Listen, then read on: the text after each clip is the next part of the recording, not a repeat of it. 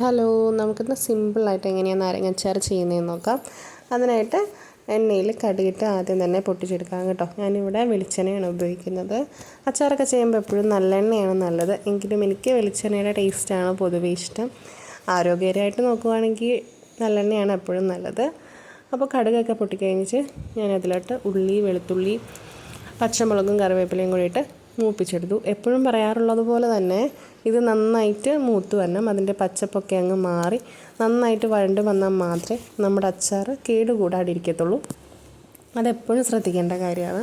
പച്ചയ്ക്ക് തന്നെ നമ്മുടെ ഉള്ളിയും വെളുത്തുള്ളിയൊക്കെ കിടക്കുവാണെങ്കിൽ അതങ്ങ് അച്ചാർ കേടുവരാനിടയുണ്ട്. പിന്നെ അത് നന്നായിട്ട് മൂത്ത് വന്നപ്പോഴത്തേക്കും ഞാൻ കാശ്മീരി മുളക് പൊടിയും സ്വല്പം മഞ്ഞൾപ്പൊടിയും ഇതിനേക്ക് ആവശ്യമായിട്ടുള്ള ഉപ്പും ചേർത്ത് കൊടുത്തു. ഇനി പൊടി മൂത്ത് വരുമ്പോൾ നമുക്ക് നാരങ്ങ ഇതിലോട്ട് ചേർത്ത് കൊടുക്കാം. ഇഡലി തട്ടിൽ വെച്ചിട്ട് 5 മിനിറ്റ് നേരം ആവി കയറ്റി അരിഞ്ഞ് ശേഷം വലിയ സ്പൂൺ ഉപ്പും ഇട്ട് ഞാൻ ഇളക്കി വെച്ചിരിക്കുന്ന നാരങ്ങയാണ് കേട്ടോ ഇത്. ആവി കയറ്റുമ്പോഴത്തേക്കും ഒരുപാട് അങ്ങ് ഉടഞ്ഞു പോകുന്നത്, ജസ്റ്റ് 5 മിനിറ്റ് മതി.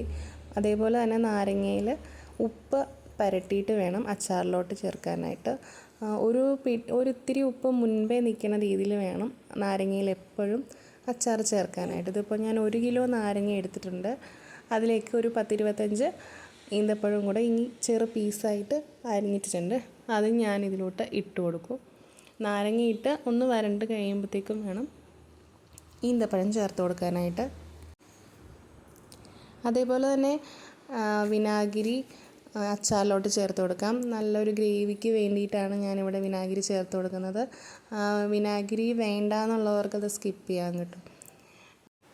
പിന്നെ ഒരു ശകലം പഞ്ചസാരയും കൂടെ ചേർത്ത് കൊടുക്കാം കേട്ടോ ലാസ്റ്റ്.